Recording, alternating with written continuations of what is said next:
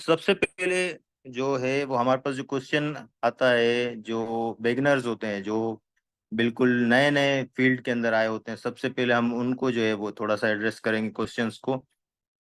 सबसे basic question होता है कि क्या सर हमें जो है वो यहीं से ही प्रिपरेशन स्टार्ट कर देनी चाहिए, जो कि फर्स्ट ईयर में, सेकेंड ईयर में, या अब तो 5 ईयर प्रोग्राम है ऑल ओवर द पाकिस्तान। तो कि हम किसी भी मतलब लेवल पर हैं तो क्या हमें यहाँ से ही स्टार्ट कर देनी चाहिए, देन वी विल अचीव जो हमारा गोल है वो उसको हम अचीव कर पाएंगे। और we have to wait for the announcement of the post, के पोस्ट जब अनाउंस हो तो फिर जो है वो हमें इस चीज को कंटिन्यू करना चाहिए। तो इस क्वेश्चन का तो मैं आपको एक सिंपल जो है वो आंसर करूंगा कि आप जहां पर जिस वक्त जिस पोजीशन के अंदर मौजूद हैं, give your best in that position. आप फर्स्ट ईयर के स्टूडेंट हैं, आया सेकेंड, थर्ड, फोर्थ और फिफ्थ, किसी भी ईयर के स्टूडेंट हैं, आप अपनी स्टडीज के ऊपर करंट जो भी सब्जेक्ट्स आप पढ़ रहे हैं उसके अंदर 100% अपना फोकस रखें, उसी को लेकर चलें। कोई जो है वो हार्ड एंड फास्ट रूल नहीं है, कोई जरूरत नहीं है आपको जो है वो फर्स्ट ईयर से ही प्रिपरेशंस को लेकर चलने की, और इतना ज्यादा बर्डन जो है वो रिटेन करने की मेरी नज़र में कोई ज़रूरत नहीं है, क्योंकि I have experience a lot. There are lots of friends of me जिन्होंने जो है वो फर्स्ट ईयर से ही जो है वो स्टार्ट किया, बट अनफॉर्चुनेटली रिटन का फेस क्लियर नहीं कर पाए, या अनफॉर्चुनेटली वो स्क्रीनिंग का फेस क्लियर नहीं कर पाए। हालांकि even though they have started from the beginning, even though first year से ही कुछ स्टूडेंट्स जो है वो, कुछ मेरे ऐसे कलीग्स भी रहे, फ्रेंड्स रहे जिन्होंने फर्स्ट ईयर से ही जो है वो स्टार्ट कर लिया था। तो एज पर माय एक्सपीरियंस मैं उनके लिए यही कहूँगा कि अपनी लाइफ को एंजॉय करें और अपने एकेडमिक ईयर्स को एंजॉय करें, और जो एट प्रेजेंट आपके सब्जेक्ट्स हैं उनके ऊपर जो है वो 100% फोकस्ड रहें, और उनको कंटिन्यू लेकर चलें, और उसके अंदर अच्छे से अच्छे मार्क्स गेन करने की और उनको समझ कर पढ़ने की कोशिश करें। लॉ जो है वो सोशल साइंसेस का ही पार्ट है, बल्कि सोशल साइंसेस लॉ का पार्ट समझी जाती है, और कई जगह पर जो है वो इस पर डिफरेंट ओपिनियंस पाए जाते हैं।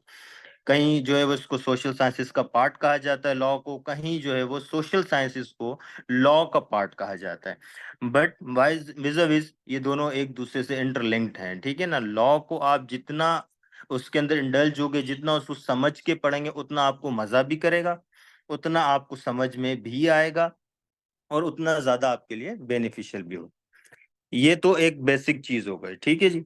उसके बाद एक और क्वेश्चन आता है, जब 5 ईयर प्रोग्राम हो, 3 ईयर हो, या लंदन प्रोग्राम हो, या अब्रॉड से जो करके आए, अगर वो भी विलिंग है इस तरफ आने के लिए, जुडिशरी की तरफ, तो वो सोचते हैं कि सर क्या हम जो है वो प्रैक्टिस में हमें जाना चाहिए, या 5 ईयर प्रोग्राम कंक्लूड करने के बाद हमें सब्सिक्वेंटली प्रिपरेशन स्टार्ट कर देनी चाहिए। अब इसके अंदर भी जो है वो दो बातें हैं, ठीक है ना। इसमें भी जाहिर सी बात है, एक मेरा जो 4 साल मेरा एक्सपीरियंस रहा एडवोकेसी का, और हमने कभी भी ड्यूरिंग दैट पीरियड मैंने कभी ये नहीं सोचा कि नहीं जी मुझे जुडिशरी की तरफ जाना है, और या मुझे इस तरफ जाना है या उस तरफ जाना है, and that was not focused for my life. तो मैंने हमेशा जो है वो, इवन दो मैं ये भी कहता हूँ कि I have joined judiciary, just I have availed the opportunity, ठीक है ना। एक अपॉर्चुनिटी मिली और मैंने उसको अवेल किया, because I was really good in advocacy. Advocacy भी मेरी जबरदस्त चल रही थी, और माशाल्लाह से टीचिंग साइकिल तो इनको पता है जो हमारे होस्ट हैं, बाकी हो सकता है कि आप में से कुछ स्टूडेंट्स भी रहे हों। तो अब इसके अंदर दो डिफरेंट ओपिनियन है। एक तो ये कि अगर आपको लगता है यू कैन सरवाइव, आपको मतलब किसी, मैं जो है वो ओपनली स्पीकिंग करूंगा, ठीक है ना, किसी किस्म की कोई चीजें ढकी छुपी बात नहीं करता। तो अगर आपके पास फाइनेंशियल पोजीशन आपकी स्ट्रांग है, आप जो है वो ये चीज जानते हैं कि जी मैं फाइनेंशियली स्ट्रांग हूँ, मुझे पेमेंट्स की, पैसे की जरूरत नहीं है, क्योंकि हमारी जो सोसाइटी है ना, हमारे पास एक कॉमन फिनोमेना है कि जो है अगर आपने 5 ईयर एलएलबी कर लिया, तो आपके जो रिलेटिव्स हैं वो एक्सपेक्ट करते हैं कि बस जी हमने तो पता नहीं कहाँ पहुंचा दिया बंदे को, अब तो ये बहुत ज्यादा अर्न करके इसको आना चाहिए ना, अब तो इसको बहुत ज्यादा अर्न करना चाहिए और हमें खिलाना चाहिए। और कहीं जो है वो है, सोसाइटी में ऐसे लोग भी मौजूद हैं, ऐसे पेरेंट्स भी हैं जो फाइनेंशियली जो है वो सपोर्ट करते हैं और एक पोजीशन के ऊपर जो है वो देखना चाहते हैं अपने स्टूडेंट, अपने बच्चों को। तो अगरचे आप फाइनेंशियली स्ट्रोंग हैं तो, और आपका गोल है, तो अपने गोल की तरफ स्टक रहिए। आप जो है वो सिर्फ स्टडीज को देख सकते हैं। लेकिन overall according to my experience, मैं आपको कहूंगा कि आप एडवोकेसी का एक्सपोजर भी लें। आप प्रैक्टिस के अंदर आए, आप चीजों को समझें, आप देखें प्रैक्टिस करके कि जो है वो किस तरह से प्रैक्टिस होती है, किस तरह से लॉ कॉन्स्टिट्यूट होता है, ये मैकेनिज्म किस तरह से रन कर रहा है हमारी सिविल सोसाइटी के अंदर, एडवोकेसी किस तरह से रोल प्ले कर रही है, ये जो हमने किताबें पढ़ी हैं उनकी एप्लीकेशन क्या है, किस तरह से लॉ इम्प्लीमेंट हो रहा है। ठीक है, उसमें बहुत एक अच्छा आपको एक्सपोजर मिलेगा ना। तो और ये आपके लिए बेनिफिशियल होगा, इवन दो आपका जुडिशरी ही गोल क्यों ना हो, जब आप सीट पर आके बैठेंगे तब आपको पता चलेगा कि यार अगर मैंने प्रैक्टिस नहीं है तो मैं जो है वो कितना पीछे हूँ, अगर मैंने प्रैक्टिस नहीं की हुई है। कितने ही हमारे जुडिशियल ऑफिसर्स हैं वो बेचारे जो है वो डायरेक्टली अपॉइंट होके आ जाते हैं, तो उनको काफी जो है वो मुश्किल होती है चीजों को फेस करने में, फिर उनको टाइम गेन करना पड़ता है, लोगों के आश्रय चलना पड़ता है। अगर वही उसी की जगह पर एक एक्सपीरियंस लॉयर जब वो जुडिशरी के अंदर आता है, उसका पार्ट बनता है, तो उसके लिए बिल्कुल स्मूथ होता है, हर चीज वो समझता है, उसको पता होता है कि कौन सी सिचुएशन को किस तरह से टैकल डाउन करना है, किस तरह से हैंडल करना है, किस तरह से डील करना है, कौन सा लॉ क्या कहता है, प्रैक्टिसेस क्या कहती हैं, कहाँ पर लॉ को अप्लाई करना है, कौन सा लॉ जो है वो अगर हम उसके अंदर जो है थोड़ी फ्लक्चुएशन कर भी देंगे तो कोई मसला नहीं है, या कहाँ हमारी विल चल सकती है, ये चीजें जो है वो एक प्रैक्टिसिंग लॉयर को पता होती हैं। और जाहिर सी बात है, अगर आप 2 साल के बाद फिर हाई कोर्ट के अंदर एनरोल होते हैं, हाई कोर्ट की प्रैक्टिस करते हैं, तो फिर आपको पता चलता है कि कंस्ट्रक्शन ऑफ लॉ क्या है, लॉ कॉन्स्टिट्यूट कैसे होता है, उसकी क्या बेसिक्स हैं। तो फिर जब आप एक, क्योंकि जो एक जज होता है ना, उससे लोग एक्सपेक्ट करते हैं कि ही नो एवरीथिंग ना, उसको हर चीज का पता है। तो वो आपके पास जब आप न्यूली जुडिशरी के अंदर आते हैं ना, तो काफी ऐसी चीज क्वाइन कर देते हैं कि वो देखते हैं कि आप इसको अगर आता तो चलो भी लाजमी। तो आप जो है वो इसका एक्सपोजर, जो मेरा ओपिनियन है टू हिट दैट क्वेश्चन, के आप जो है वो एक्सपोजर करें, प्रैक्टिस के अंदर आए, चीजों को समझें, ताकि आपकी बात में वजन हो, जब आप बात कर रहे हो तो पता चले कि एक जो है वो लिटरेट पर्सन बात कर रहा है। ठीक है, और बहुत वैक्यूम है, अगर एडवोकेसी के अंदर भी आप आगे बढ़ना चाहें, आप समझते हैं कि मैं फाइनेंशियली स्ट्रांग हूँ, मैं एडवोकेसी को आगे लेकर चल सकता हूँ, तो इसके अंदर भी बहुत अच्छा एक स्कोप है, हमारे पास मौजूद है। ठीक है, तो ये हो गया सेकंड क्वेश्चन। अब आ जाते हैं डायरेक्टली, जो हमारा पर्पस है आज का, जो जुडिशरी का एग्जाम है, उससे पहले भी एक बेसिक चीज आती है कि हम जो है वो जॉब को, एक तो हो गई हमारे पास जुडिशियल ऑफिसर हमने अपॉइंट होना है, एक काफी स्टूडेंट्स होते हैं वो कहते हैं बस जॉब मिलनी चाहिए ना, 16 की हो 17 की हो कोई भी हो, हमें जॉब मिलनी चाहिए। तो लॉ से रिलेटेड, क्योंकि आपको पता है माशाल्लाह से आप लोग, काफी आप लोगों में से एडवोकेट होंगे, काफी स्टूडेंट्स होंगे, काफी जो है वो काफी हद तक आगे आ चुके होंगे, तो उनको पता है कि हर डिपार्टमेंट के अंदर लॉ की सीट्स क्रिएट हो गई हैं। हर डिपार्टमेंट जो है वो एक एक लॉ की सीट रखता ही रखता है, और हर साल तकरीबन हर डिपार्टमेंट्स के अंदर, जितने भी पाकिस्तान के अंदर ऑफिशियल डिपार्टमेंट्स हैं, उसके अंदर लॉ की सीट्स अनाउंस होती रहती हैं। ठीक है, और ज्यादातर पुलिस के अंदर जो है वो ज्यादा फ्रिक्वेंटली आ रही होती हैं, लॉ ऑफिसर्स की या इन्वेस्टिगेशन ऑफिसर्स की, उसके अंदर भी काफी लॉ है। तो इसलिए इसको, इस चीज को भी यहाँ से लेके चलते हैं, बेसिक्स से लेके चलते हैं, कि अगर हमें 16 ग्रेड की जॉब को अवेल करना है on the basis of law, के जो के लाइकवाइज जो इंस्पेक्टर की जॉब्स आती हैं उसके अंदर, तो हमें कौन से सब्जेक्ट्स को हिट करना चाहिए। ठीक है, तो अगर आप 16 ग्रेड की तरफ जा रहे हैं, इंस्पेक्टर की जॉब की तरफ जा रहे हैं, तो इसके लिए आपको क्रिमिनल के जितने भी लॉज हैं, जिसके अंदर से स्पेसिफिकली, मोर स्पेसिफिकली आपको 3 सब्जेक्ट्स के ऊपर जो है वो कमांड हासिल करनी पड़ेगी। नंबर 1 पाकिस्तान पेनल कोड हो गया, नंबर सेकंड सीआरपीसी हो गया, क्रिमिनल प्रोसीजर कोड हो गया, नंबर थर्ड आपका हो गया क्यूएसओ, कानून शहादत ऑर्डिनेंस हो गया। ठीक है, ये तीन सब्जेक्ट्स हैं, अगर आप इनके ऊपर प्रॉपर कमांड हासिल कर लेते हैं तो फिर जो है वो आप ये 16 ग्रेड की जॉब जो है इजीली आपको अवेलेबल है। अगर आपकी अच्छी कमांड है, आपकी स्पीकिंग स्किल्स अच्छी हैं, जो कि जाहिर सी बात है, अगर आप प्रैक्टिस का एक्सपोजर करेंगे तो आपका जो है वो एक एक्सपोजर बढ़ेगा, आपकी स्पीकिंग स्किल्स अच्छी होंगी, आपका कॉन्फिडेंस, सबसे बड़ी बात जो होती है, जो कि स्टूडेंट्स काफ़ी जो है रिटन भी क्रॉस कर लेते हैं, एमसीक्यूज भी क्रॉस कर लेते हैं। मैं अपना भी एक्सपीरियंस आपके साथ शेयर करूंगा एट द एंड इसका इंटरव्यू के अंदर आके स्टक हो जाते हैं क्योंकि कॉन्फिडेंस लेवल लो होता है, लोगों के सामने बोला कैसे जाए। जब आप हाई कोर्ट तक की प्रैक्टिस कर लेते हैं ना, जब आप डीबी के सामने, डबल बेंच के सामने जो है वो आप प्रेजेंटेशन कर रहे होते हैं, तो ये जो आपका कॉन्फिडेंस लेवल है ना, ये बहुत ज्यादा अप हो जाता है। जब आप इस चीज के यूज टू हो जाएंगे, आप 3-4 प्रोसीडिंग्स कर लेंगे हाई कोर्ट के अंदर, तो फिर आपका कॉन्फिडेंस लेवल जो होगा वो इतना अप हो जाएगा कि फिर आप बोलेंगे कि लोअर कोर्ट्स तो जो है वो मेरे लिए कुछ नहीं है। वहां आप फ्रीक्वेंटली स्पीक कर रहे होंगे, लॉ के ऊपर आप इजीली बात कर सकेंगे। जब आप इतना जो है वो अपने आप को कमांड दे देंगे कि आप हाई कोर्ट के अंदर स्टैंड कर सकें।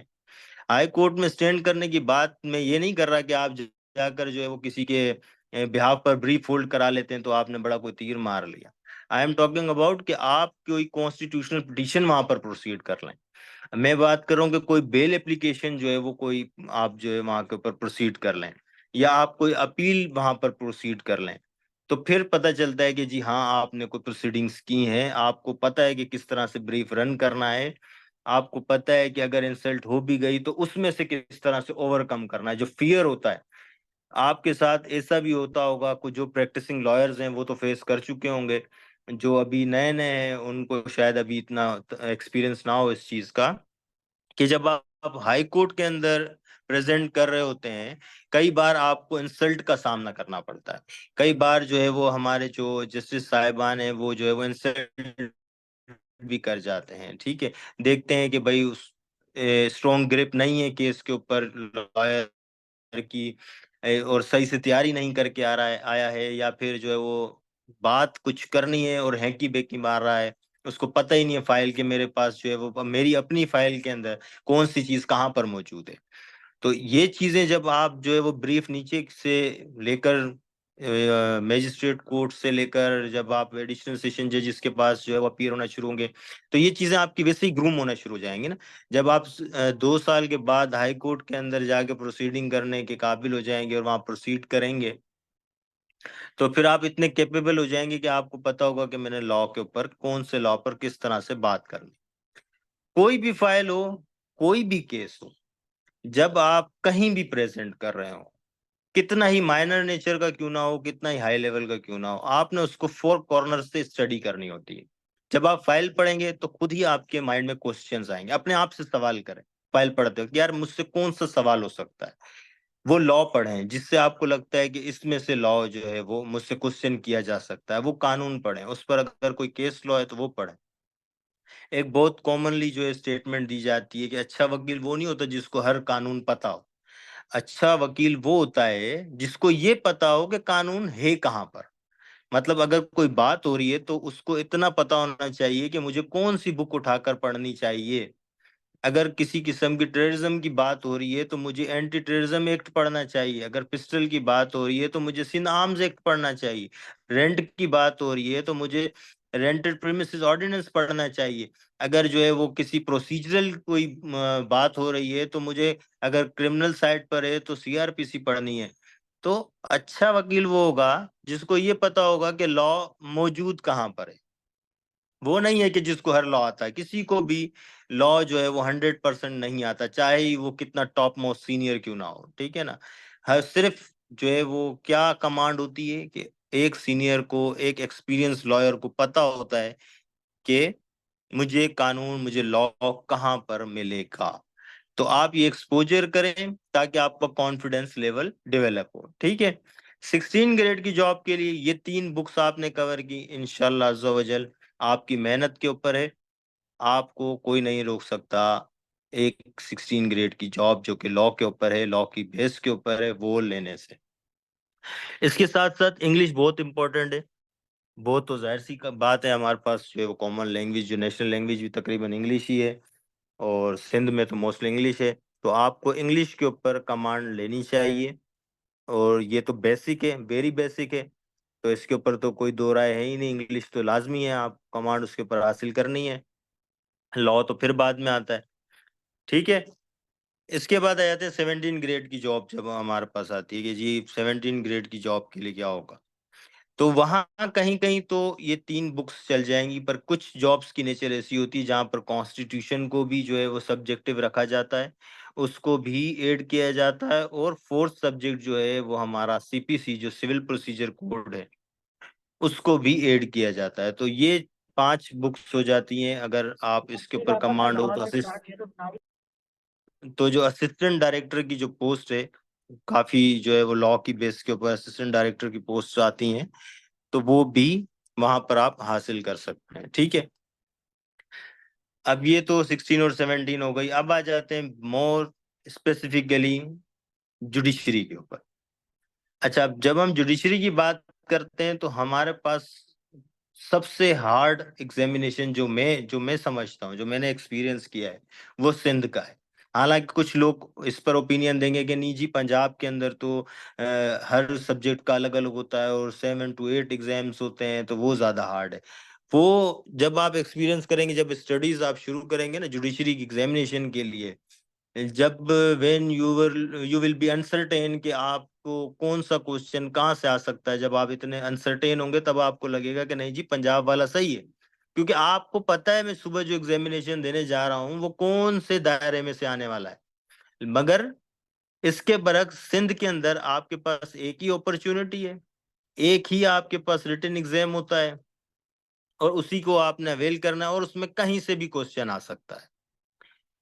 तो यहाँ पर आप अनसर्टेन है, आपको क्लियरिटी नहीं है कि कौन सा जो है वो, हमारे पास कोई सिलेबस नहीं है, कोई सिलेबस नहीं है, कहीं से भी क्वेश्चन आ सकता है। लास्ट टाइम एक्सपीरियंस किया है जिन लोगों ने, हो सकता है कि कुछ लोग यहाँ पर जो है वो ऐसे भी मौजूद हों जो एक्सपीरियंस कर चुके हों। तो जिन्होंने एक्सपीरियंस किया है, जो एमसीक्यूज में बैठे हैं, उनको पता होगा कि माइनर लॉज में से भी उन्होंने क्वेश्चंस बनाए। मैं अपना एक्सपीरियंस आपसे शेयर कर देता हूँ। मैंने जितनी भी तैयारी की उसके अंदर एक मैंने सबसे बड़ी गलती की, आर्बिट्रेशन एक्ट मैंने उठाया और उसके बाद रख दिया। मैंने कहा ये तो प्रैक्टिस के अंदर ही नहीं है, तो आई डोंट थिंक सो कि इसमें से कोई किसी किस्म का कोई क्वेश्चन आ सकता है। आया भी तो एक आधा होगा, कोई मसला नहीं, ओवरलैप हो भी गया तो कोई मसला नहीं, अगर मिस कर भी दिया तो खैर है। और आर्बिट्रेशन एक्ट में से ही 5 क्वेश्चन आए थे एमसीक्यूज के टेस्ट के अंदर। मतलब अगर चे मैं फेल हो जाता हूँ, अगर हो जाता खुदा ना खास्ता रिट उसके अंदर एमसीक्यू वाले टेस्ट के अंदर, तो सबसे बड़ा गैप क्या होता मेरी स्टडीज के अंदर, कि मैंने एक माइनर लॉ को सिर्फ उसको नजरअंदाज किया, ये समझ के कि वो जो है वो किसके अंदर नहीं है, प्रैक्टिस के अंदर नहीं। तो आपके पास ऑप्शन नहीं है, आप किसी भी लॉ को छोटा समझकर छोड़ नहीं सकते। ठीक है। आपको स्टक रहना है, आपको हर लॉ पढ़ना है, हर लॉ स्टडी करनी है, चाहे वो कितना ही माइनर क्यों ना हो, for the sake of judiciary. इसका कोई सिलेबस नहीं है, तकरीबन कोई 18 to 20 to 20 प्लस भी हो सकती हैं बुक्स हैं, माइनर लॉज इंक्लूडेड हैं, मेजर लॉज इंक्लूडेड हैं, वो सब के सब की आपने प्रिपरेशन करनी होती है। ठीक है। आप किसी लॉ को स्किप नहीं कर सकते। अगर आपने स्किप किया तो हो सकता है कि आपको जो है वो रिग्रेट हो कि ये मैंने क्यों स्किप कर दिया। ठीक है। तो एमसीक्यूज के लिए सबसे पहले, अब इसके अंदर एक बहुत बड़ा सवाल आता है जिसको यहीं पर हमने हल करना है, कि कुछ हमें जो है वो बिगिनिंग में ही डिटेल्स में स्टडी करना चाहिए, केस लॉज को पढ़ना चाहिए, इन लेंथ जो है हर चीज को समझना चाहिए, या फिर शॉर्ट स्टडीज करनी चाहिए, कौन सी बुक ज्यादा प्रेफरेबल रहेगी, क्या वे आउट होना चाहिए कि हम जो है वो हमारा रास्ता जो है वो क्लियर हो, हम क्लियर हो, और हमारी जो डायरेक्शन हो वो राइट डायरेक्शन रहे। तो इसके अंदर दो हमारे पास रास्ते होते हैं, एक तो एट योर ऑन, आप खुद से प्रिपरेशन कर रहे हैं। सेकंड हमारे पास रास्ता होता है कि जी आप किसी एकेडमी को ज्वाइन कर रहे हैं। ठीक है। अगर तो आप एट योर ओन कर रहे हैं, उसके लिए मैं आपको एक चीज वाजे कर दूं कि आपको किसी भी किस्म की बुक्स के ऊपर रिलायंस करने की जरूरत नहीं है।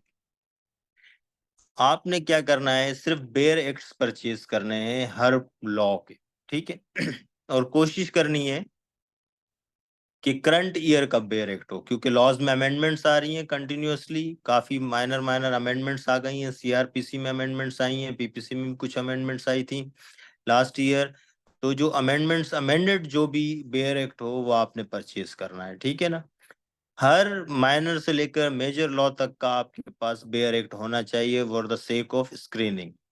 अब इसके बाद आ जाता है कि जी हमारे पास बेयर एक्ट तो आ गए, अब एक एक जो लॉ है, likewise Pakistan penal code है या सीआरपीसी है, उसके अंदर 500 प्लस सेक्शंस हैं।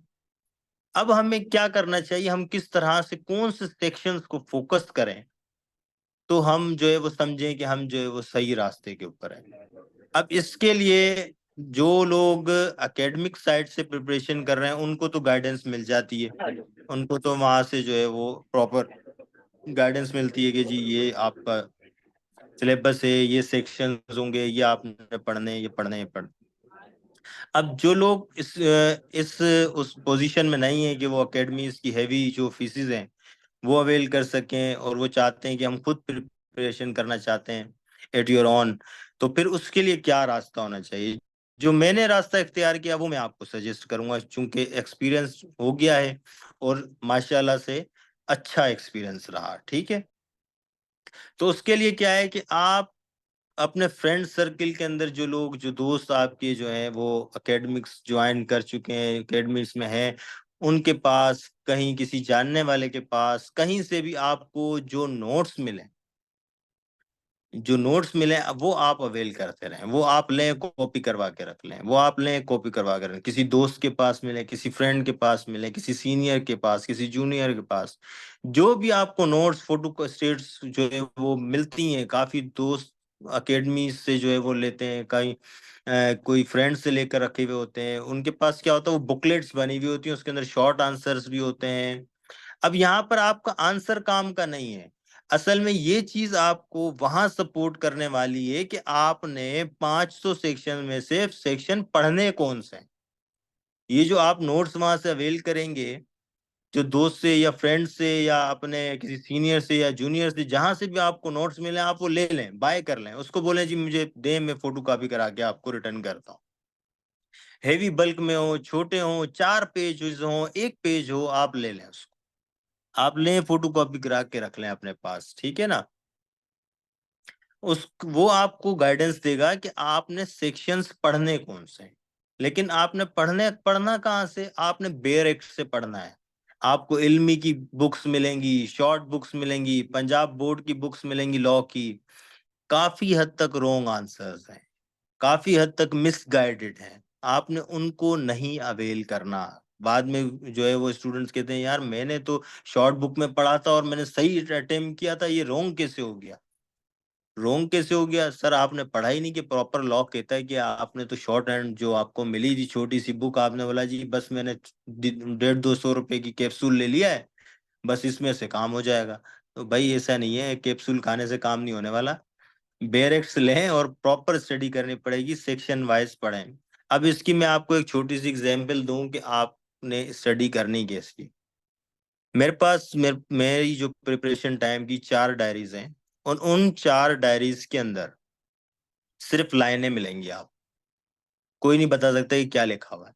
क्यों? क्योंकि हो सकता है ज्यादा से ज्यादा मोस्ट प्रोबेबली कि फर्स्ट सेक्शन, वो फर्स्ट सेंटेंस जो लिखा हुआ हो या पहला वर्ड जो लिखा हो वो समझ में आ जाए, बाकी लाइनें वो क्या है कि वो आपने रट्टा मारना है, स्ट्रेट फॉरवर्ड जो बात है, आपने जो है उसके अंदर रट्टा मारना है, आपको याद करना है कि इस सेक्शन के अंदर क्या है। और सबसे बड़ी गेम जो है ना, वो शेल की और मे की गेम है। शल और may be, must be, shall B, ये जो वर्ड्स होते हैं ये आपको जो है वो मिसट्रेक करते हैं, आप इसके अंदर जो है वो काफी अटेम्प्ट करने वाले जो स्टूडेंट्स होते हैं वो मिस्टेक हो जाते हैं। हालांकि ये अगर आप बेयरिक्स को फॉलो करेंगे ना तो आपको पता चलेगा सिर्फ लॉ के अंदर 2 ही वर्ड होते हैं, या तो मे भी होता है या शल भी होता है, ठीक है ना। मस्ट बी और ये दूसरे अल्फाज यूज होते ही नहीं है। ठीक है, सिर्फ दो वर्ड्स, या तो शैल बी, या तो करना ही करना है, मे बी, या तो डिस्क्रिशन है, ठीक है ना। सिर्फ ये दो वर्ड होते हैं। और बाकी जो वर्ड यूज होते हैं वो सिर्फ और सिर्फ आपको मिसगाइड करने के लिए होते हैं, मिस्टेक करने के लिए होते हैं, ताकि आप गलत जो है वो, अगर आप इतने स्ट्रोंग नहीं है, आपने ध्यान से नहीं पढ़ा है, सिर्फ कैप्सूल पर गुजारे वाले हैं, तो वहीं पता लग जाए और आपको वहीं ड्रॉप कर दिया जाए। ठीक है। तो जब आप बेयर एप्स को फॉलो करेंगे और आप उन नोट्स वगैरह को फॉलो करेंगे, तो ये चीज आपको क्लियर हो जाएगी कि हमें कौन से सेक्शंस पढ़ने हैं, कौन से सेक्शंस हमने नहीं पढ़ने हैं। ठीक है। तो ज्यादा से ज्यादा प्रैक्टिसिंग सेक्शंस जो होते हैं वही ज्यादातर यूटिलाइज होते हैं, यूज में आते हैं। अब मोर स्पेसिफिकली एक ऑनलाइन लेक्चर में तो मैं आपको स्पेसिफाइड नहीं कर सकता कि कौन से चैप्टर्स पढ़ने हैं, कौन से नहीं पढ़ने हैं, कौन से आएंगे, कौन से नहीं आते हैं। ये तो जाहिर सी बात है, आपको गाइडेंस या तो आपको एकेडमी से मिलेगी, या फिर अगर आप एट योर ओन करना चाहते हैं, मैंने भी एट योर ओन किया है, मैंने खुद किया है, मुझे जो फ्रेंड मिलता था, जो दोस्त कहता था कि यार मेरे पास ये पेज है, या मेरे पास ये पेज है, या कोई पढ़ता नजर आता था, मैं उससे लेके उसको फोटो कॉपी करा के रख लेता था। ठीक है ना। वो आपने स्टडी करना, आपको गाइडेंस मिल जाएगी, वो इतना कोई मुश्किल बात नहीं है, सिर्फ बंदा करने वाला होना चाहिए। और जो सबसे बेसिक इम्पोर्टेंट बात है कि तरीकाकार क्या हो, किस तरह से मेमोराइज किया जाए, उसके लिए सबसे आसान बात है, आपको मैं गाइड करूं या जिस तरह से बाकी लेक्चरर्स बताते हैं जी यूं करें, यूं करें, यूं करें, ऐसा कुछ नहीं होता। हर इंसान का अपना एक कंफर्ट जोन होता है। आपको सिर्फ वो कंफर्ट जोन अपना खुद ढूंढना है कि मैं कंफर्टेबली किस तरह से जो है वो चीजों को मेमोराइज कर पा रहा हूँ। आपने फिर उस तरह से जो है वो अटेम्प्ट करना है, उस तरह से चीजों को मेमोराइज करना शुरू करना है। कोई हार्ड एंड फास्ट रूल नहीं है कि जी आपने इस तरह से ही करना है। अब मेरा क्या था, मैंने वर्डिंग नंबरिंग के ऊपर जो है मोस्ट फोकस किया, नंबर्स और टाइटल्स के ऊपर। ठीक है। मैं टाइटल याद याद करता था, फिर उसकी नंबरिंग याद करता था, इसीलिए मैंने आपको बताया ना कि मेरे पास 4 डायरीज ऐसी पड़ी हुई हैं जिसके अंदर सिर्फ लाइनें हैं। तो वो क्या होता था कि मैंने नंबर लिखा और मेरे माइंड में चल रहा होता था जो भाई इस नंबर का सेक्शन ये कहता है। ठीक है। अब वो उसका हेडिंग ये है, मैंने माइंड में मेरे आ गया, मैंने नंबर लिखा, और वो हेडिंग का फर्स्ट वर्ड जो भी आया बाकी आगे लाइन खींच दी। ठीक है। के बाद आपने क्या करना है जी, अपना खुद जो है वो कंफर्ट जोन ढूंढना है कि मेरा कंफर्ट जोन क्या है। उस कंफर्ट जोन के थ्रू जो है वो आपने प्रिपरेशन जो है वो प्रॉपरली करनी है। ठीक हो गया। अब इसके बाद जो है वो अपना कंफर्ट जोन ढूंढना है, आपने खुद को देखना है कि मैं किस तरह से चीजों को मेमोराइज अच्छे तरीके से कर सकता हूँ। फिर आपने उस तरह से जो है वो अपनी प्रिपरेशन स्टार्ट करनी है। कोई हार्ड एंड फास्ट रूल नहीं है, कोई एक ओपिनियन नहीं है कि नहीं जी इसके ऊपर स्टक करना और ये इस तरह से रास्ता होगा। ठीक है। अब मैं आपसे यहीं पर एक अपना रिटर्न का ही जो है वो एक्सपीरियंस शेयर करता हूँ कि मैं 6 दिन, आपको सीरियसली स्पीकिंग, 6 दिन में कंटिन्यूअसली बुक्स लेके बैठा हूँ, लेकिन मैंने एक लफ्ज नहीं पढ़ा 6 दिन तक। क्यों? बिकॉज कि मैं अपना कंफर्ट जोन नहीं ढूंढ पा रहा था कि मैं किस तरह से चीजों को पढ़ूंगा तो फिर मुझे मेमोराइज प्रॉपरली होंगी। तो दैट वाज द सीन कि मुझे अपना कंफर्ट जोन ढूंढना था। लाइकवाइज आपने भी अपना कंफर्ट जोन खुद से पिक करना है, खुद से ढूंढना है कि मैं किस तरह से अगर चीजों को लिखता जाऊंगा तो अच्छे से मेमोराइज कर पाऊंगा और मेरी मेमोरी में वो चीजें बैठना शुरू हो जाएंगी। ठीक है। ये तो आपको खुद अपने ऊपर वर्क करना होता है। कोई भी आपको तरीकाकार बताए, आई डैम श्योर कि वो हर किसी के ऊपर वर्क नहीं करता। हर शख्स का अपना कंफर्ट जोन है, अपना मेमोरी लेवल है, अपनी मेमोराइज करने का तरीकाकार है, अपना माइंड सेट है। तो इस चीज के ऊपर आपको खुद वर्क करना पड़ेगा, आपको खुद अपना कंफर्ट जोन ढूंढना पड़ेगा, और फिर उस तरीके से आपने इस चीज को स्टार्ट करना है। ठीक है। ये फर्स्ट फेज हो गया जिसके अंदर आपके पास 50% जो है वो लॉ के क्वेश्चन होते हैं, 30% उसके अंदर जो है वो आपके पास आ जाता है, 20% जीके होती है, जनरल नॉलेज, 10% आपके पास पाकिस्तान अफेयर्स होते हैं, 20% आपके पास इंग्लिश होती है। ठीक है। हम बात कर रहे हैं, फोकस्ड हैं किसके ऊपर, लॉ वाला सेक्शन जो कि 50 मार्क्स का होता है। ठीक। अगर आपकी, अच्छा जीके जो होती है वो इतनी हार्ड एंड फास्ट नहीं आती, लास्ट टेस्ट के अंदर ज्यादा कोई मुश्किल नहीं रही है जीके। इवन कि इसकी एग्जाम्पल ऐसे ले लें कि 6 क्वेश्चन ऐसे थे उस जीके में से जिसका आंसर जो है वो क्या था, सिर्फ एशिया था। ठीक है, 6 क्वेश्चंस का आंसर एशिया ही था। तो सिंपल उसके अंदर जीके आती है, इतनी ज्यादा मुश्किल नहीं आती है। एक जीके की अच्छी बुक आती है, मुझे अभी उसका नाम मेमोराइज नहीं हो रहा। एक नॉर्मल अच्छी कोई बुक अगर आप जीके की रखते हैं, उसको हल्का फुल्का टच करते रहते हैं, दैट विल सपोर्ट्स यू। ठीक है। और उसके साथ साथ इंग्लिश तो बेसिक है, इंग्लिश आपको रखनी ही रखनी है। ठीक है, पाकिस्तान अफेयर्स के लिए अगर आप नॉर्मल न्यूज़पेपर्स भी पढ़ते हैं तो वो आपको सपोर्ट करेगा, या न्यूज़ सुनते रहते हैं तो वो भी सपोर्ट कर जाएगा। उसके अंदर इतनी ज्यादा आपको मेहनत नहीं करनी पड़ेगी। ठीक है। अब फर्स्ट हाफ जब आप कवर कर लेते हैं, उसके अंदर 50 मार्क्स आपको गेन करने होते हैं एटलीस्ट। अगर आपने 50 मार्क्स गेन कर लिए तो आप भी उतने ही उनके लिए इम्पोर्टेंट हैं, और अगर किसी ने कोई 70 गलती से ले लिए हैं तो वो भी उनके लिए उतना ही इम्पोर्टेंट है जी। तो अब 50 मार्क्स आपने वंस ऑब्टेन कर लिए हैं, तो अब आपके पास आ जाता है रिटन का फेज। ठीक है जी। अब रिटन के फेज में आपको मोस्ट प्रोबेबली हो सकता है कि महीने तक का टाइम मिले या 20 डेज का टाइम मिले। अब इसका जो है वो एक बिल्कुल सिंपल जो है वे आउट है।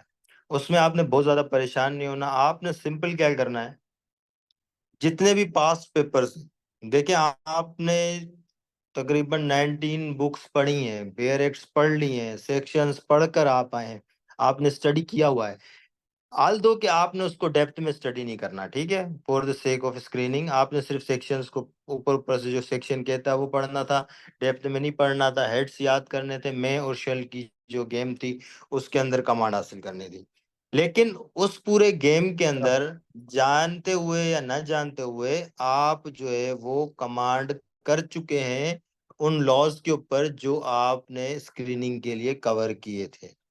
ठीक है, भले आपको लगता हो कि आपने उसको नहीं पढ़ा था डेप्थ के अंदर, लेकिन कोई जरूरत नहीं है। ठीक है ना, उसको उस वक्त स्क्रीनिंग के लिए डेप्थ में पढ़ने की। अब रिटिन के लिए आपने क्या करना है, सिंपली आपने पास्ट पेपर्स उठाने, जितने भी पास्ट पेपर जो है वो अनटिल नाउ जितने भी पास्ट पेपर्स हो चुके हैं वो आपने उठा के अपने पास रखने हैं।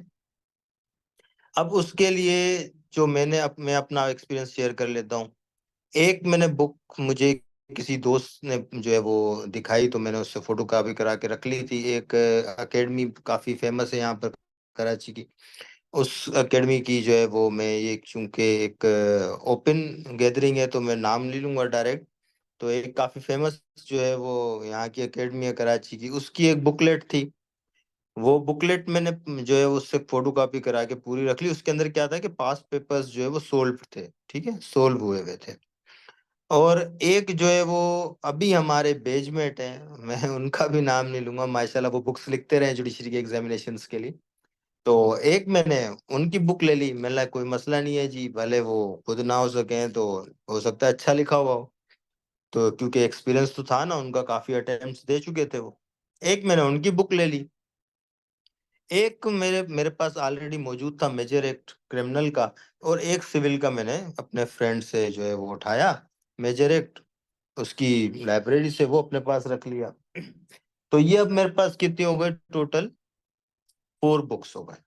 अब ये मैं आपसे ऑलरेडी एक्सपीरियंस शेयर कर चुका हूँ कि मैं 6 दिन जो है वो कंटिन्यूअसली बैठा, लेकिन मैंने पढ़ा एक लफ्ज भी नहीं, because I was searching for my comfort zone, कि मेरा कंफर्ट जोन क्या है, मैं कहाँ से स्टार्ट करूँ so that would be working for me, कि वो मेरे लिए वर्क कर रहा होगा। अदरवाइज जो है वो मैं उस रिटन एग्जामिनेशन के लिए इतनी अच्छे से प्रिपरेशन नहीं कर पाऊंगा।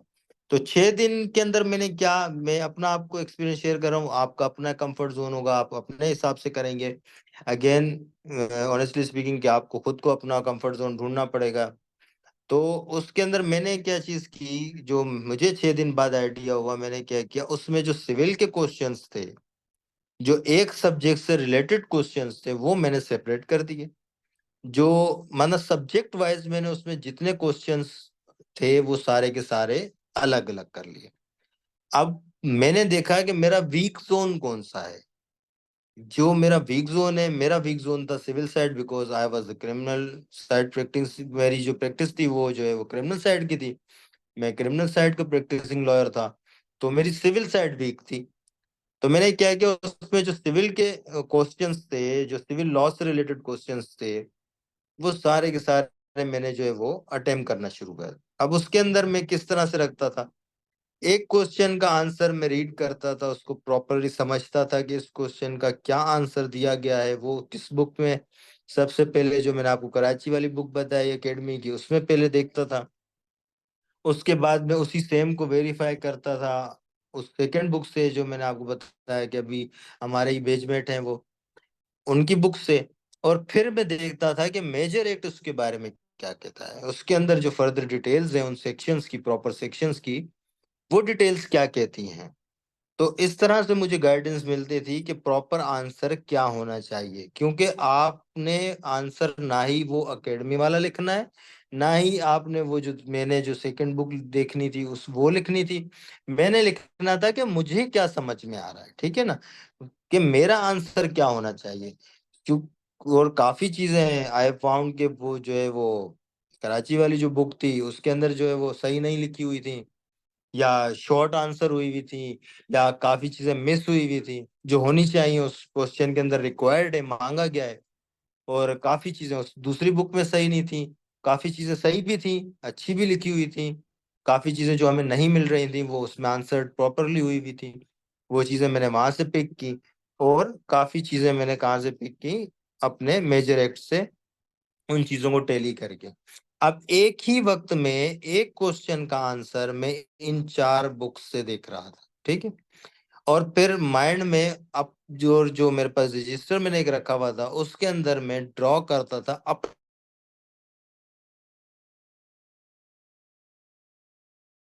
पढ़ने के बाद मेरा आंसर क्या होना चाहिए, कि मैं किस ओपिनियन के ऊपर रीच कर रहा हूँ इन तीन चार चीजों को पढ़ने के बाद। उसके बाद मैं उसके अंदर अपना आंसर ड्रॉ करता था। तो आपने बुक वाइज स्टडी नहीं करनी है, ठीक है, कि आप एक एक बुक को दोबारा से नहीं लेके बैठेंगे। आपने सिर्फ जो है सिर्फ और सिर्फ क्या करना है कि या तो सोल्ड पेपर ले लें या अनसोल्ड पेपर, मगर पास्ट पेपर्स जो हैं वो आपने फॉलो करना है, ठीक है। सिर्फ और सिर्फ उनके आंसर्स को ही आपने जो है वो रीड करना है, आपका इजीली पेपर हो जाएगा। क्योंकि वही सेम लॉज हैं, वही सेम क्वेश्चंस हैं, आगे पीछे घुमा घुमा के आपके पास आते हैं, कुछ चीजें दूसरे से क्वेश्चन में मिक्स कर दी जाती हैं, कुछ क्वेश्चंस को जो कि लॉन्ग क्वेश्चन होते हैं उसको शॉर्ट कर दिया जाता है, मगर क्वेश्चंस आपके पास सेम आते हैं, रिपीट होते हैं, ठीक है। तो ये बिल्कुल सिंपल प्रोसीजर है, आपने जो है वो सिर्फ पास पेपर्स को फॉलो करना है for the sake of written. इंशाल्लाह आपका जो रिटन जो फेज है वो आपका इजीली वहां से कवर हो जाएगा। अब एक और चीज आती है जो कि मैंने भी एक्सपीरियंस की, मैं चाहता हूँ कि आपको भी बताऊं, एज अ टीचर भी जब मैंने एक्सपीरियंस की और खुद स्टूडेंट भी रहा, उन चीजों में भी देखी, तो वो एक्सपीरियंस भी मैं चाहता हूँ कि यहाँ आपके साथ शेयर हो जाए, ताकि हो सकता है आपके काम आए इन फ्यूचर या उन रिटन पेपर्स को अटेम्प्ट करने में। कि स्टूडेंट्स काफी दफा कहते हैं कि यार हमने तो पेपर भर दिया, इतनी सप्लीज लगा दी, लेकिन मार्क्स बहुत कम आए। अब इसी तरह का हमारे साथ एक एक्सपीरियंस हुआ, हमारे साथ अनफॉर्चुनेटली वो रह गई इंटरव्यू के अंदर, एक थी, उन्होंने जो है वो एक माशाल्लाह अटेम्प्ट किया तो उन्होंने सात आठ सप्लियां सुबहान अल्लाह लगाई। लेकिन क्या हुआ कि रिजल्ट जब आता है तो मार्क्स जो है वो क्लियर किया उन्होंने, माशाल्लाह क्लियर किया उन्होंने, और अच्छे लेवल पे वो पढ़ाती भी हैं, और अच्छी स्टडीज भी हैं उनकी, और माशाल्लाह बहुत अच्छी उनकी लॉ की ग्रिप है। मगर चीजें एक्सपीरियंस जब इंसान करता है तो उसको जो है वो चीजें पता चलती हैं कि कहाँ हमने गलतियां की। तो आपने जो है वो जब क्वेश्चन होता है, क्वेश्चन पेपर है, वो आपने पढ़ना है पूरा का पूरा, ठीक है। और सबसे इम्पोर्टेंट जो होता है वो आपने ये देखना होता है कि क्वेश्चन जो मैं अटेम्प्ट करने जा रहा हूँ उसके मार्क्स कितने हैं। अब अगरचे उसके मार्क्स जो है वो आगे लिखे हुए 3 मार्क्स, ठीक है, तो फिर वन पेजर इनफ है, एक पेज इनफ होता है उस क्वेश्चन को आंसर करने के लिए। अगर आप उस क्वेश्चन को आंसर करने के लिए जिसके मार्क्स ही 3 है, या उस हेडिंग को या उस शॉर्ट नोट को अटेम्प्ट करने के लिए आपने 5 पेज लगा दिए, तो आपने अपना टाइम वेस्ट किया। तो आपने सिर्फ और सिर्फ हेड करना है क्वेश्चन को, अगर आपके पास एक्स्ट्रा नॉलेज उससे रिलेवेंट है और आप चाहते हैं कि मैं अपने जो इस आंसर को और खूबसूरत कर दूं, तो आपके पास यहाँ पर एक चीज बड़ी मजे की होती है हमारे लॉ के अंदर, कि आप बुक और सेक्शन कोड कर सकते हैं इंस्टेड ऑफ के पूरा का पूरा डिफाइन कर दें वो चीज वहां पर क्या लिखी हुई, जो कि बाकी सब्जेक्ट्स के अंदर नहीं होता, आपको बताना पड़ता है कि ये चीज है क्या। हमारे पास क्या होता है कि आप लॉ के अंदर आपसे अगर कोई एक टर्मिनोलॉजी पूछी है, तो और उसके जो है वो मार्क्स हैं 3, तो आपने वो टर्मिनोलॉजी तो बता दी कि इसका मायनिंग क्या है, वो आपने 4 या 5 या 6 लाइन में बता दी, तो आपका क्वेश्चन अटेम्प्ट हो गया। लेकिन आप चाहते हैं कि ये थोड़ा और शाइन कर जाए, because you have a knowledge, आपके पास नॉलेज है, आप जानते हैं कि इसके मुतालिक फलां केस लॉ के अंदर डिस्कस हुआ था, या ये जो है वो फला फला जो है वो फर्ज कर लें सिंध क्रिमिनल कोर्ट्स रूल हैं 2012 के, उसके फला चैप्टर में लिखा हुआ है। तो आपने क्या करना है, वो चैप्टर और वो रूल या वो लॉ या वो एक्ट कोट कर देना है बस। उसमें जिस तरह से पूरा प्रॉपरली डिफाइन हुआ हुआ वो नहीं करना, आप उसको कोट कर दें, क्या होगा, आपका जो आंसर है वो और ज्यादा शाइन हो जाएगा, और ज्यादा उसकी वेटेज हो जाएगी, और प्रॉपर भी रहेगा। जो चेकर होगा उसको लगेगा कि हाँ, इसको पता था कि भाई इस क्वेश्चन के आंसर के मुझे 3 ही मार्क्स मिलने हैं, और इसने उसी तरह से अटेम्प्ट किया है, एक्स्ट्रा एफिशिएंसी नहीं दिखाई है। और फिर जिस क्वेश्चन के मार्क्स आपसे मांगे गए हैं 15, आपको 15 मार्क्स दिए जा रहे हैं, उसमें आपने लिखना है। ठीक है, लेकिन टाइम मैनेजमेंट फिर से वेरी एसेंस होता है किसी भी एग्जामिनेशन का, कि आपके पास इतनी अच्छी टाइम कैलकुलेशन आपने रखनी है कि आप जो है वो सारे क्वेश्चंस को अटेम्प्ट कर लें, और उसी 3 घंटे के टाइम में, जिस तरह से हमारे पास 3 आवर्स का टाइम था, 8 क्वेश्चंस हमें अटेम्प्ट करने थे। ये तो सिंपल टेक्निक हो गई। अगर आपसे जो है वो एक और इसके अंदर चीज थी, हमें जिस तरह से एक क्वेश्चन आया था जिसके अंदर हमने जो है वो बेल ग्रांट या डिसमिस करने थे, ठीक है। तो कुछ ने क्या किया, ग्रांट भी कर दी और डिसमिस भी कर दी। तो इससे क्या हुआ कि आपका ओपिनियन शेकी हो गया।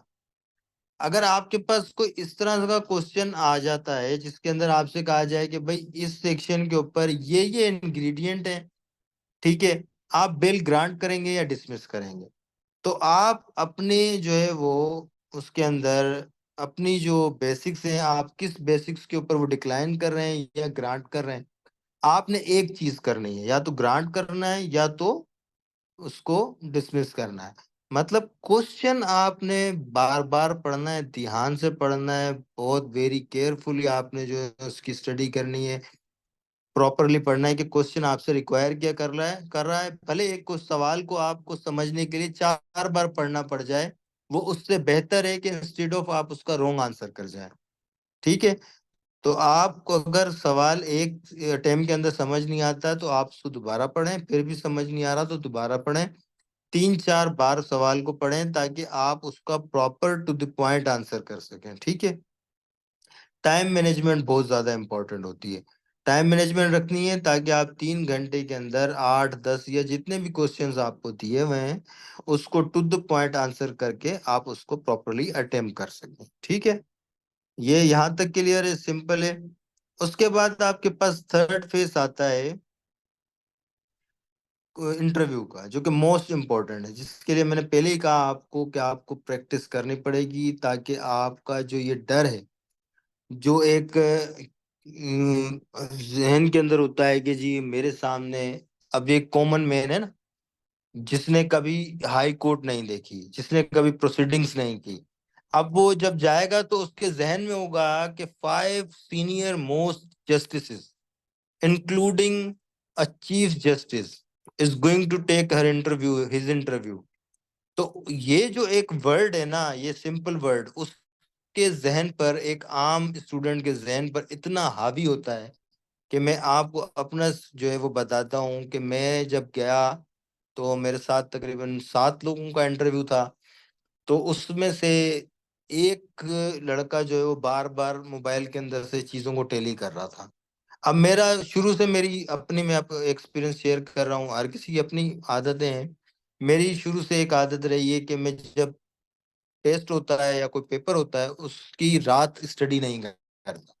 ठीक है, तो मैंने वो रात सारी सिर्फ और सिर्फ जो है वो सीएसएस वाले जो इंटरव्यूज वगैरह हमारे पास यूट्यूब के ऊपर मौजूद होते हैं एकेडमीज के, मैं वो सिर्फ देख रहा था। और लास्ट बार उनके ओपिनियन का एक टाइम होता है जिसके अंदर वो हर स्टूडेंट के ऊपर ओपिनियन दे रहे होते हैं। तो वो मैं सिर्फ चीजें देख रहा था। ये आप भी देखिएगा, ये आपके लिए भी गाइडेंस के लिए है कि आपने इंटरव्यू नहीं देखना कि वो इंटरव्यू किस तरह से दे रहा है, वाह यार बहुत अच्छी इंग्लिश बोल रहा था, एक मुझे लगा कि बहुत अच्छी इंग्लिश बोल रहा है यार, बड़ा क्लास उसने इंटरव्यू दिया है, उसके अंदर आपको पता है वो लास्ट में उन्होंने एक नेगेटिव पॉइंट बताया। उन्होंने कहा जी ये जो है वो बहुत ज्यादा फास्ट बोल रहा था, धीमे से नहीं बोल रहा था, इसको बताना चाहिए था, इसको समझाना चाहिए था, बहुत ज्यादा हरी के अंदर स्टूडेंट दिख रहा था। तो ये अच्छे इंटरव्यूज के क्लिप होते हैं, इसके अंदर आपने लास्ट जो ओपिनियंस देते हैं ना वो सीनियर्स बेंच वाले बैठ के, वो आपने देखने हैं ताकि आपको पता चले कि कौन से स्टूडेंट में उन्होंने कौन सी खामियां निकाली। तो वो रात सारी मैंने वो वीडियोस देखी थी, मैंने तो हाथ भी नहीं लगाया था ना मेजर एक्ट को ना किसी लॉ को, ताकि माइंड के अंदर। अब इसका जो है वो बेड इफेक्ट क्या है, मेरी जो अपना ओपिनियन है कि अगर आप लास्ट लास्ट तक पढ़ रहे होते हैं ना, मतलब कोई भी इंटरव्यू देने जा रहे हैं या टेस्ट देने जा रहे हैं या पेपर देने जा रहे हैं, उससे पहले तक अगर पढ़ रहे होते हैं आप, तो आपके जहन के अंदर सिर्फ वही चीजें ही रह जाती हैं जो आपने लास्ट आवर्स में पढ़ी होती हैं। अगर आप अपने माइंड को तकरीबन 10 to 12 to 20 आवर्स के लिए रिलैक्स छोड़ देते हैं ना, आपने मेमोराइज तो किया हुआ है, जब भी क्वेश्चन आएगा आपका कैलकुलेटर जो है माइंड का वो फौरन काम करेगा और वो चीज पिक करके ले आएगा। लेकिन अगर आपने अपने माइंड को बिजी रखा हुआ है एट लास्ट तक, आप लास्ट तक अपने माइंड को बिजी रख रहे हैं और आप स्टडी करते जा रहे हैं और माइंड को आपने लगाया हुआ है कि आपको क्या नहीं आता, कहाँ आप मिस कर रहे हैं, तो क्या होगा, आपने जो आखिरी घंटे के अंदर या आखिरी 30 मिनट के अंदर जो चीजें पढ़ी होंगी वो तो आपको फौरन रिकॉल हो जाएंगी। लेकिन अगर कोई क्वेश्चन आ गया जो चीज आपने 10 दिन पहले पढ़ी थी तो वो रिकॉल नहीं होगी, या 5 दिन पहले जो चीज आपने पढ़ी थी तो वो रिकॉल नहीं होने वाली आपसे। तो इसलिए मेरा जो अपना एक्सपीरियंस है, मैंने हमेशा यही किया है कि जो इंटरव्यू हो या पेपर हो या टेस्ट हो उससे एक दिन पहले मैं स्टडीज नहीं करता। तो इसी तरह से मैंने तो रात सारी वो वीडियोस देखी थी, मैं बैठा था और उस वक्त भी मेरा कोई चीज को पढ़ने का इरादा नहीं था, डायरेक्ट इंटरव्यू में बैठने का। वहां एक लड़का जो है कंटिन्यूअसली मोबाइल के अंदर पढ़ रहा था। तो उस बेचारे से एक बड़ी गलती हो गई। गलती क्या हुई, उसने मुझसे एक क्वेश्चन पूछ लिया। उसने मुझसे पूछ लिया कि सर जी अगर जो है वो इंटरिम ऑर्डर होता है 17A में, तो क्या वो अपीलेबल है या उसके ऊपर जो है वो कॉन्स्टिट्यूशन पिटीशन फाइल होगी। तो उसके ऊपर मैंने उसको दो केस लॉ बता दिए, एक दो केस लॉ बताया, उसके बाद एक जेनेसिस स्पीशीज का कॉन्सेप्ट बता दिया केस लॉ से। जो बेचारे ने पढ़ा था वो उसका वहीं रह गया। उसने बोला इतना बताना होगा क्या। तो मैंने बोला भाई 18 ग्रेड की जॉब करने आए हो आप, जुडिशियल ऑफिसर बनने आए हो, जाहिर सी बात है, और क्या बताओगे, क्या एक लाइन का जवाब दोगे या कोई सेक्शन बताओगे क्या आप इंटरव्यू में। तो वो बेचारे का तो आधा कॉन्फिडेंस लेवल वहीं पर ही डाउन हो गया। और एक शख्स तो माशाल्लाह हमारा जो कैंडिडेट था, वो उसने, हम वकील अब्बासी साहब, ऑनरेबल जस्टिस साहब है हमारे मिस्टर अकील अहमद अब्बासी जो कि इस वक्त चीफ जस्टिस हैं सिंध के, उनकी कोर्ट में हमारी सिटिंग थी। तो उसने साहब ने तो जी मेजर एक्ट उठा लिया और मेजर एक्ट से जो है वहां पर चीजें पढ़ना शुरू कर दी। और एक साहब की तो इतनी तबीयत खराब थी और उस बेचारे का था भी लास्ट अटेम्प्ट, अनफॉर्चुनेटली वो लास्ट अटेम्प्ट भी उसका जाया हो गया, नहीं हो सका। वो तो बेचारा टेबलेट्स खा रहा था। अब यहीं पर आपको एक और मजे की बात बताऊं, हमारे साथ साथ एक जुडिशियल ऑफिसर था जो मुझसे अभी रिसेंटली मीटिंग हुई है उन साहब की, जिनका काम सिर्फ हमारी नकलो हरकत के ऊपर नजर रखना था। वो साहब साथ साथ थे। ये हमें रिसेंटली पता चला, उनकी दोबारा मुलाकात हुई। वो एक जज साहब के पास आए थे मेहमान बन के, तो वहां से हमारी मुलाकात हुई। तो उन्होंने हमें बताया, बोला आपने पहचाना इनको। मैंने बोला हाँ शक्ल तो देखी हुई है मगर मुझे याद नहीं आ रहा, बिकॉज हमारी जो मीटिंग थी वो शॉर्ट स्पेन के लिए थी। तो उन्होंने कहा आपके इंटरव्यू में जो आपको आपकी ऑब्जर्वेशन पे ऑफिसर थे वो यही थे। अरे मैं बोला हाँ बिल्कुल सही कह रहे हैं। फिर मैंने उनको रिकग्नाइज किया, मैं बोला हाँ बिल्कुल बिल्कुल, ये साहब तो वहां पर मौजूद थे। तो मतलब वहां पर एक जुडिशियल ऑफिसर मौजूद होता है जो आपकी हरकतें नोट कर रहा होता है कि आप कर क्या रहे हैं। मतलब आधा घंटा पहले आप जो बैठे हुए हैं उस दौरान आप क्या चीजें कर रहे हैं वो सब चीजें नोट हो रही होती हैं, ठीक है। अब शेयर कर देंगे जो है वो इंटरव्यू का एक्सपीरियंस।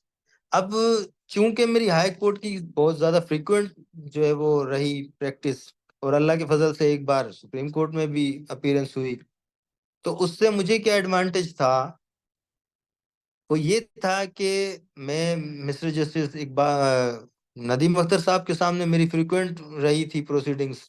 और जो अभी हमारे करंटली सीनियर मोस्ट जस्टिस जो चीफ जस्टिस साहब हैं, मिस्टर अकील अहमद अब्बासी साहब, उनके सामने भी एक दो प्रोसीडिंग्स थी। तो मुझे इतना ज्यादा जो है वो बर्डन नहीं था कि एक जो आप एक आम जो स्टूडेंट होता है उसके कैंडिडेट के ऊपर होता है ना, कि यार 5 senior most justice including chief justice of Sindh आपका जो है वो इंटरव्यू लेने आला है। तो ये जो टाइटल का बर्डन होता है वो मेरे माइंड पर बिल्कुल नहीं था, because I was very frequent कि मैं हाई कोर्ट में प्रोसीडिंग्स करता रहा था। तो बिल्कुल एक स्मूथ इंटरव्यू चला ना। लाइक वाइज की प्रोसीडिंग कर रहा हूँ मैं हाई कोर्ट के अंदर, और मेरे सामने एक 5 की बेंच बैठी है। ऐसे डीबी होती है, डबल बेंच होती है, आज 5 की बैठी है। लाइक वाइज इस तरह रहा, और माशाल्लाह अल्लाह के फजलो करम से, बिकॉज फ्रीक्वेंट प्रैक्टिस थी, तो मिस्टर जस्टिस नजीम अख्तर साहब ने भी मुझे रिकॉग्नाइज किया, और अकील अब्बासी साहब ने भी रिकॉग्नाइज किया। तो उन्होंने कहा हम तो इनसे क्वेश्चन नहीं करेंगे, इनकी प्रैक्टिस रही है हैदराबाद। और उसके बाद जो है वो बाकी जो सीनियर मोस्ट जस्टिस उस वक्त जो है, तो वो जो थे इरफान सादात साहब। पहले तो चीफ साहब ने सवाल किए, उसके बाद जो है वो सेकंड हैंड आया इरफान साहब का, उसके बाद हसन रजा रिजवी साहब का आया, जो कि इस वक्त सुप्रीम कोर्ट के सर्विंग जस्टिस हैं। तो ये जो आपकी प्रैक्टिस है ना, जो आपने एक्सपोजर करना है, जो आपने प्रैक्टिस करनी है हाई कोर्ट के अंदर या सेशन कोर्ट के अंदर या लोअर कोर्ट्स के अंदर जितनी भी, ये आपका कॉन्फिडेंस लेवल डेवलप करेगी। और इंशाल्लाह आपको इंटरव्यू लाइक वाइज जिस तरह से मेरा स्मूथ हुआ, जिस तरह से बाकी जो हमारे कैंडिडेट्स क्लियर करके आए, काफी एक्सपीरियंस थे, कुछ का एक्सपीरियंस नहीं भी था, तो ये जो है वो आपको हेल्प करने वाली है। तो आई थिंक मैंने कोशिश की है कि हर चीज हर फेज को कवर कर सकूं। अगर फिर भी कोई चीज, जितने भी क्वेश्चंस आपके पास हों, वन बाय वन मैं एडमिन को फ्लोर देता हूं, ताकि वो आपसे वन बाय वन क्वेश्चन ले ले, और वन बाय वन मैं आंसर करता जाऊंगा क्वेश्चंस का, ठीक है। जी miss Tayyaba, you can ask. Sir अस्सलाम वालेकुम। जी वालेकुम सलाम। सर आपने कहा ना कि आपने इंटरव्यूज की वीडियोस देखी थी, तो कौन सी वीडियोस थी उसके बारे में थोड़ा बताएं। जी ये मोस्टली हमारे पास अवेलेबल हैं यूट्यूब चैनल के ऊपर, सीएसएस के जो इंटरव्यूज होते हैं, जो अकेडमीज इस्लामाबाद की कुछ अकेडमीज हैं, वो मॉक इंटरव्यूज लेती हैं, ठीक है। वो आपके पास 30 to 40 मिनट्स का इंटरव्यू होता है, उसके अंदर आप जो है वो उस स्टूडेंट की स्किल भी देख सकते हैं। और उसके अंदर मोस्ट इम्पोर्टेंट पार्ट जो होता है वो लास्ट पार्ट होता है। उसके अंदर क्या होता है कि वो स्टूडेंट को बाहर भेजने के बाद, वो 5 लोगों का पैनल होता है, 5 का होता है, किसी में 4 का होता है, किसी में 5 का होता है, इस तरह से होता है। तो वो डिस्कस करते हैं कि क्या इसकी अच्छाइयाँ थी स्टूडेंट की, कहाँ कहाँ ये स्ट्रोंग था, कौन कौन से इसके लेकुनास थे, या कहाँ पर जो है वो ये कंफ्यूज था, या इसकी अपीयरेंस कैसी थी। तो जितनी भी चीजें होती हैं वो उसके लास्ट के अंदर उसको डिस्कस करते हैं। ये इजीली अवेलेबल होती हैं आपको, सीएसएस मॉक इंटरव्यूज आप लिखेंगे उसके ऊपर तो यूट्यूब पर मिल जाएंगे आप। अच्छा सर, कुछ जो है ना इंडिया की भी वीडियोस हैं जिसमें लॉ को ही डिस्कस किया जा रहा होता है, उसके भी इंटरव्यूज होते हैं, वो मैंने थोड़ी देखी थी, मुझे लगा शायद आप उस बारे में बात कर रहे हैं। और सर एक और बात भी पूछनी थी। हेलो। जी जी पूछे। सर दो सवाल इकट्ठे कर लेती हूँ। एक, आप मुझे ये बता दें कि अटेम्प्ट कितने दे सकते हैं, और दूसरी ये बात के एज लिमिट का कुछ है क्या। जी एज लिमिट इस दफा 36 जो है वो उन्होंने रखी है, पहले तो नहीं होती थी, अब 36 रखी है शायद उन्होंने। और एज लिमिट तो 36 आ गई। अटेम्प्ट शायद 3 अटेम्प्ट होते हैं, और 3 आपने देने होते हैं। 3 आपके सीएसएस में होते हैं, 3 यहाँ होते हैं। अच्छा एक और ये जो है वो किसी ने सवाल चैट्स में किया है कि सिंध में एक्सपीरियंस रिक्वायर्ड होता है क्या। तो अभी तक जितने भी एग्जामिनेशन हुए हैं उसके अंदर एक्सपीरियंस की रिक्वायरमेंट नहीं आई है, और आगे इन फ्यूचर कुछ पता नहीं। मगर एक चीज़ यहाँ पर आपसे शेयर करता चलूँ कि अब जो आने वाला टेस्ट है वो थोड़ा डिफिकल्ट होने वाला है, तो आपकी प्रिपरेशन अच्छी होनी चाहिए। लाइक वाइज हम जो क्लियर करके आए उसमें रिटर्न काफ़ी इजी था, तो इस तरह नहीं होने वाला है इस दफ़ा। सर अस्सलाम वालेकुम। वालेकुम सलाम जी जी। सर जैसे आपने कहा कि अगर आपकी प्रैक्टिस अच्छी होगी फिर आप टेस्ट दे तो अच्छा है। तो सर सिंध में जो है डेट तो बड़ी लेट आती है, 4 साल बाद डेट आती है टेस्ट की। एलोकेशन भी लेट होती है। इससे अगर बंदे की तैयारी अच्छी है तो दे दे, ये अच्छा है। Hello sir. मतलब सवाल में समझा नहीं आपका, आप कहना चाह रहे हैं कि लेट आती है तो अच्छा है कि बंदा तैयारी कर ले। नहीं, अगर बंदा जल्दी दे देता है ना, उसका कोई एक्सपीरियंस नहीं है, तो इंटरव्यू की भी डेट जो है लेट आती है, तो ये ठीक है या प्रैक्टिस करके हम बाद में दे दें? नहीं मतलब इसके लिए ऐसा नहीं है कि आप जो है वो लाजमी है कि आप वेट करें और आपका अगर अटेम्प्ट आ गया और आप ना दें। अगरचे जी आप जी, पास ये आउट हुए हैं और अटेम्प्ट आ गया है तो आप अपना 100% दें। और इंशाल्लाह काफ़ी हमारे पास ऐसे जो है वो एग्जाम्पल्स मौजूद हैं जिन्होंने जो है वो पास आउट होने के फौरन ही बाद दिया और अल्लाह के फजल से वो जो है वो कामयाब भी हुए। और अभी सर्विंग जजेस हैं, काफ़ी सीनियर भी ऐसे हैं। तो ऐसी एग्जाम्पल्स मिलती हैं, मगर ये एक मशवरा था कि अगर आपके पास टाइम है तो आप जो है वो उस टाइम के अंदर, मेरा ये ओपिनियन था कि सिर्फ बैठ कर स्टडीज ना करें बल्कि इस एक्सपोजर को भी लें और प्रैक्टिस करें। जी सर, टेस्ट के बाद फिर टाइम मिलता है ना इंटरव्यू के लिए? वो जब टेस्ट आती है, जो रिजल्ट आता है, फिर भी काफी टाइम चला जाता है आगे हाँ बिल्कुल टाइम तो इंटरव्यू तक। मिलता है, प्रिपरेशन का टाइम तो बिल्कुल मिलता है। मगर मेरा ये उनके लिए था कि जिस तरह से अभी जो लोग पास आउट बैठे हुए हैं या जो रिसेंटली पास आउट हो रहे होंगे, तो उनके पास जिस तरह से अभी तो टाइम है, क्योंकि अभी तो दूर दूर तक कोई इम्कान नहीं है सीट्स करना, कुछ पता है। तो वो लोग क्या करें, सिर्फ घर पर बैठ जाएं, प्रिपरेशन करें या एक्सपोजर करें प्रैक्टिस का। तो उनके लिए था कि वो ज़रूर प्रैक्टिस करें, क्योंकि ये चीज़ उनके लिए काफ़ी काम आने वाली है, जो कि मैं डिस्कस कर चुका हूँ कि किस किस तरह से काम आएगी। सर मैं पास पेपर देखने गया था ना, उर्दू बाजार। तो सर उसमें जो पिछले पेपर है ना, जो लाहौर हाई कोर्ट के, कुछ सवाल उसमें से आए थे, कुछ जो है ना उस जो पिशावर हाई कोर्ट के केस है उसमें से आए थे। ये हमें सारे पास पेपर चेक करने चाहिए या सिर्फ सिंध के ही हम चेक कर सकते जी, आपके पास जो मिलती है ना बुक, जो मेरे पास भी थी, उसके अंदर भी सभी जो है वो तमाम प्रोवेंसेस के थे उसके अंदर पास पेपर्स। बट स्पेसिफिकली जो मैंने फोकस किए थे, वो मैंने ज़्यादा फोकस जो है वो सिंध वालों पर रखा था। मगर मैंने सबको इंक्लूड किया था, जितने भी हैं उन सबको इंक्लूड किया था। आपके लिए भी अच्छा है कि आप सभी को इंक्लूड करें, ताकि कोई चीज़, कोई कॉर्नर मिस ना हो जाए। पांचों अगर आपको मिलते हैं तो that is even well enough. आप जो है वो सभी जितने भी हमारे प्रोविंसेस के हैं उनके जो पास पेपर्स हैं, तो इतना टाइम होता है कि आप इजीली जो है वो सबको कवर कर सकें, तो आपको सबको कवर करना चाहिए। उनका सवाल था कि जो है वो अगर हेडिंग्स वगैरह वो डिज़ाइन वाली हों या पेन अलग अलग कलर्स के हों, तो उसके बारे में आई थिंक सो यही क्वेश्चन था। जी जी सर, मेरा कहना यह है कि हम स्टेट एक पैराग्राफ लिखें या कुछ हेडिंग वगैरह इस्तेमाल करें पेपर में सर। हाँ तो इसका इस दफा जो है वो बहुत ही मजेदार सीन आपको मैं बता दूं कि रिटन टेस्ट से पहले एक अनाउंसमेंट हुई थी। वो अनाउंसमेंट बहुत ही जबरदस्त थी, क्योंकि मेरे लिए बहुत अच्छी थी, क्योंकि मुझे हेडिंग इतनी ज्यादा अच्छी देना नहीं आती, बचपन से ही जब से देते आ रहे हैं टेस्ट। तो मेरे साथ जो एक मेरा दोस्त गया था, जो माशाल्लाह वो भी माशाल्लाह क्वालिफाई हो गया है।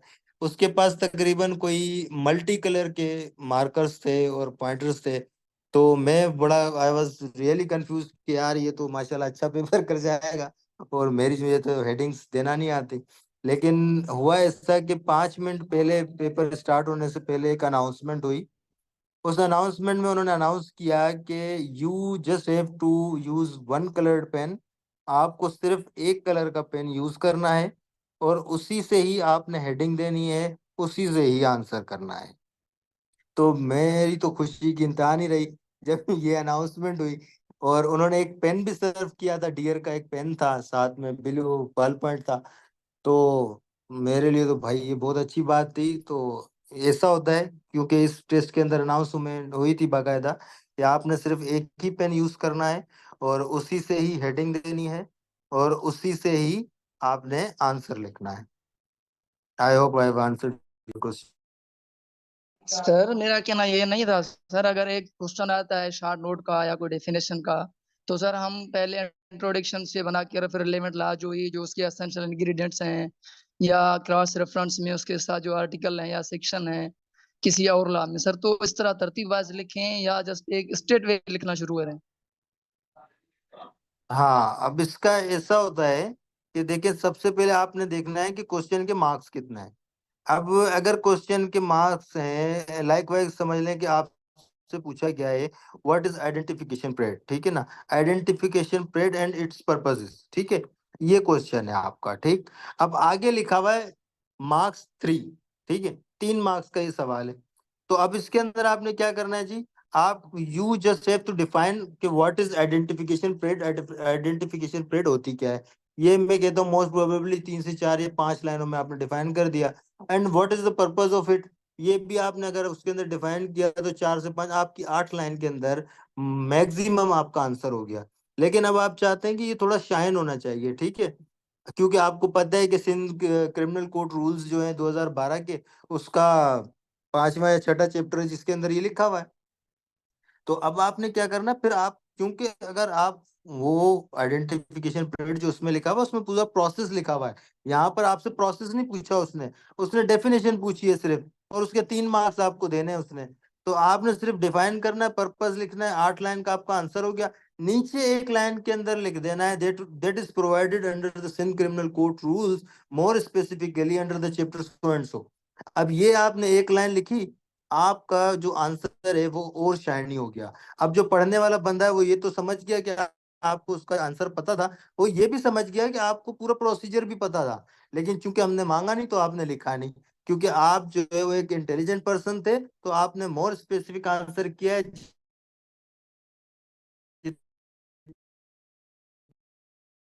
नहीं दिखा है। समझ रहे हैं, इस तरह से आपको अटेम्प्ट करना चाहिए। मिस्टर फयाज अहमद, आप सवाल कर सकते हैं। सर मेरा सवाल ये है कि जो इंटरव्यू में सवालात होते हैं, क्वेश्चंस वगैरह, उनकी नेचर किस टाइप की होती है सर? वो मतलब ज़्यादा लॉ की एप्लीकेशन पे फोकस करते हैं या फिर सिर्फ थ्योरेटिकल टेक्निकलिटीज वगैरह या बेयर एक्ट्स पे? अच्छा, ये जो इंटरव्यू है ये एक लक बेस्ड होता है ना। अब इसके अंदर ज्यादातर क्या होता है कि कई बार तो आपसे सिर्फ और सिर्फ स्ट्रेट वे जो है वो पूछा जाता है, डेफिनेशंस पूछ लेते हैं। कई बार देखते हैं कि स्टूडेंट जो है वो अच्छा प्रैक्टिसिंग लग रहा है या आंसर अच्छे कर रहा है, तो वो थोड़ा सा डाइवर्ट होकर प्रैक्टिस की तरफ भी चले जाते हैं। तो आपसे हो सकता है ऐसा भी क्वेश्चन कर लें कि जो कि ज्यादा प्रैक्टिस से रिलेटेड हो। मगर मोस्ट प्रोबेबली ये हमारे पास जो सिविल जजेस के जो इंटरव्यूज होते हैं उसके अंदर इस तरह का कुछ देखने को नहीं मिला है। तो ऐसा कभी प्रैक्टिस में नहीं हुआ है कि केस लॉज वगैरह पूछे गए हों या ज्यादा प्रैक्टिसिंग नेचर का क्वेश्चन किया गया हो। मोस्ट प्रोबेबली जो हमारे पास होते हैं वो बुकिश या स्टेट में डेफिनेशंस या ज्यादा से ज्यादा जो है वो कंपैरिजन के क्वेश्चंस होते हैं।